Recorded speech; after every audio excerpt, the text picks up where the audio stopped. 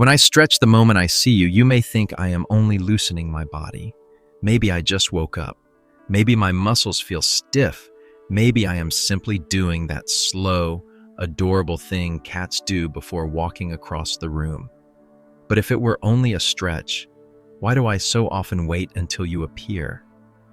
Why does my body soften right when your footsteps enter my world? A stretch can look simple from your side, but in mine it can carry a lot. It may be a greeting, a social signal, a quiet way of saying I noticed you. It may place the scent from my paws near the spaces we share. It may happen more for the person I trust most, or become a morning ritual when you wake and my day begins again with yours. Sometimes I stretch right in your path because I know you will finally stop and see me. And if I never do it, that does not mean I do not care. It may only mean I am still waiting to feel safe enough or waiting for my signal to matter. So before you call it just a stretch, let me show you what my body may be trying to say. The first thing you should know is this. I am not always stretching because my body is stiff. Of course, sometimes a stretch is only a stretch, especially after sleep, after resting in one place or before I move again. But when I wait until you appear, when my body lengthens only after I notice you, the timing matters more than you think. In my world, timing is part of the message. I may not run towards you with loud excitement, and I may not wag my tail the way a dog would, but that does not mean I have nothing to say. A social stretch is one of my smaller greetings, one of those quiet signals that can appear when I recognize someone familiar and feel safe enough to soften. I am letting my body open in your presence, not because I forgot how to move before you came in, but because your arrival changed the moment. To you, it may look like a simple habit. To me, it may be a calm little hello. When I stretch because you arrived, I am not only waking my body, I am acknowledging you. The second meaning is that I may have learned this signal for you. Some people think every little thing I do comes only from the wild part of me, as if I am simply repeating old instincts without noticing who is standing near me. But living with humans changes the way I communicate.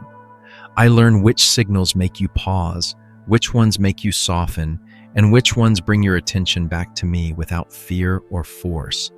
That is why I may meow more for you than for another cat, why a slow blink can become a small bridge between us, and why a stretch at the right moment can turn into a greeting you are meant to understand. I do not need to speak this way to every creature I meet. I do it because you have become part of my daily world, part of the pattern I recognize, trust, and return to each day. So when my body unfolds after I see you, it may not be random at all. I learned a quieter language because you became someone worth speaking to. The third meaning is hidden in my paws. When I stretch near you, it is not only my back, shoulders, and legs that are speaking. My paws may be speaking too. Cats have scent glands around the pads of their feet, and when I press, stretch, knead, or place my paws against a space, I can leave behind a message you will never smell. If I stretch beside the chair where you sit, near the bed where you sleep, or beneath your feet, I may be marking that place in an invisible way. This is not the kind of ownership that pushes you away. It is softer than that. It means this space feels familiar, this place feels safe, and your presence belongs inside that feeling. In my world, scent is memory, comfort, and connection. It tells me where I have been calm before, where I can return, and who has become part of my territory. So when my paws touch the ground near you, I may be saying, this place feels like mine, and you are part of it. You will never see the mark I leave, but in my world, I have written us into the same space. The fourth meaning is preference. You may think I treat everyone in the home the same, or that I only choose the person who fills my bowl, but my trust is usually more complicated than that. I notice who moves calmly, who respects my space, who touches me gently, who keeps a steady rhythm, and who makes my body feel safe instead of rushed. Food may matter, but safety stays in me longer. That is why I may walk past one person without changing much, then stretch slowly when you sit down, enter the room, or become part of my little routine. I am not performing for the whole house. I may be responding to the person whose presence makes my muscles loosen before my mind even has to decide. And if I do not stretch for you yet, it does not mean I dislike you, or that you have no place in my world. It may only mean I am still learning your rhythm, still testing whether your closeness feels predictable and kind. But when I stretch for you more than for others, I may be telling you that my body relaxes faster in your presence. The fifth meaning often happens in the morning. Maybe you open your eyes and I am already nearby, waiting, or simply resting in the same familiar space. You may think I stretch because I have just woken up too, but sometimes I have been awake before you, watching the day begin in my own way, and I only unfold my body when I realize you have returned to me. Cats often become more active around dawn and dusk, so by morning my body may already be ready to move, explore, eat, or begin the routines that make the home feel predictable.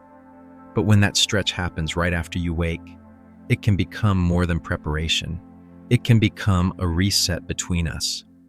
After the night has passed safely, after nothing strange has taken you away, I loosen my body in your presence as if to say, "You are awake." Our day begins again. I do not need a dramatic greeting to make the moment real.